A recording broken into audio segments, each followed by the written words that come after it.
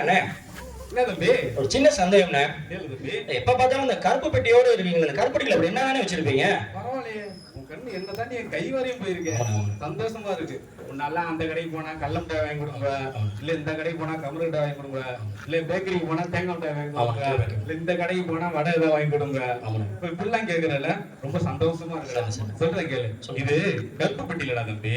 இதுதான் பரிசுத்த வேதாகமம். இதுல என்ன இருக்குன்னா தேவனுடைய உண்மையான வார்த்தை அடங்கி இருக்கு. அது மாத்திரம் இல்ல, மனுஷனுடைய வாழ்க்கை வரலாறு எல்லாம் அடங்கிய ஒரே புத்தகம் தான் இந்த பரிசுத்த வேதாகமம். ஆனா இவ்வளவு இருக்குன்னு சொல்லல. இந்த பாவம் உருவானதை பத்தி முத எப்படி பாவம் அதை பத்தி இந்த பரிசுத்த வேதத்துல இருக்கானே. பரவாயில்லடா, ரொம்ப சந்தோஷமா இல்ல நீ இப்படிலாம் கேக்குறப்பெல்லாம். இப்ப சொல்றேன் கேளு.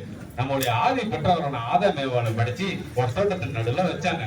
அப்போ தேவன் சொன்னாங்க, இந்த தோட்டத்துல இருக்க எல்லா மரத்தினுடைய கனியும் புசிக்கலாம், ஆனா ஒரே ஒரு மரத்தினுடைய கனியை மட்டும் புசிக்கணும் சொன்னாங்க.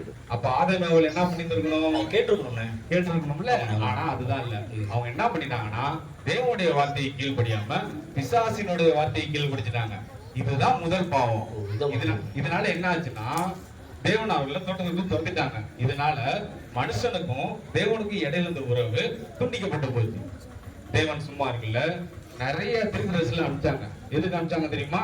மறுபடியும் மனுஷனுக்கும் தேவனுக்கும் இடையில உறவு புதுப்பிக்கணும் அப்படின்னு சொல்லிட்டு. ஆனாலும் அந்த தீர்க்கதரிசிலையும் மனுஷங்க கொலை செஞ்சுட்டாங்க. மறுபடியும் தேவன் சும்மா இருக்குல்ல, தன்னுடைய ஒரே குமாரனான இயேசு கிறிஸ்துவை இந்த பூமிக்கு அனுப்பினார். மறுபடியும் தேவனுக்கும் மனுஷனுக்கும் இடையில உறவு புதுப்பிக்கணும் அப்படின்னு சொல்லிட்டு இயேசு கிறிஸ்து பூமிக்கு வந்து அநேக அற்புதங்கள் அடையாளங்கள் செய்தார். அதெல்லாம் பார்த்தோம்னா இந்த புக்ல எழுதுறதுக்கு இடமே இருக்காரு. அவ்வளவு அற்புதங்கள் அடையாளம் செய்திருக்காரு. கண்ணு தெரியாதவங்களை பார்வை செய்திருக்கிறாரு,